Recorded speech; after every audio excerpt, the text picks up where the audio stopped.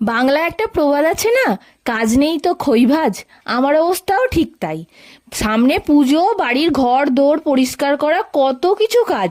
আমি সেগুলো ফেলে দিয়ে এখন কি করছি, এই যে দুটো বক্স পেয়েছি, এই দুটোকে নিয়ে কি করে ব্যবহারের উপযোগী করা যায় সেই সব ভাবছি। সেই জন্য বাড়িতে কালার পেপার রাখা ছিল, সেগুলো নিয়ে এই যে স্কেল টেল দিয়ে মাপঝোপ করে কেটে কুটে এই যে এটা বানিয়েছি। কি করব জানি না, কিন্তু বানিয়ে নিয়েছি। এরপর বাড়িতে খুব গুরুত্বপূর্ণ একটা কাজ চলে আসে, যার জন্য আমাকে তারকেশ্বর বেরোতে হয়। কারণ ভাই তো স্কুলে বেরিয়ে গেছে, ও থাকলে আমায় যেতে হতো না, যেহেতু ও নেই সেহেতু আমাকেই যেতে হচ্ছে।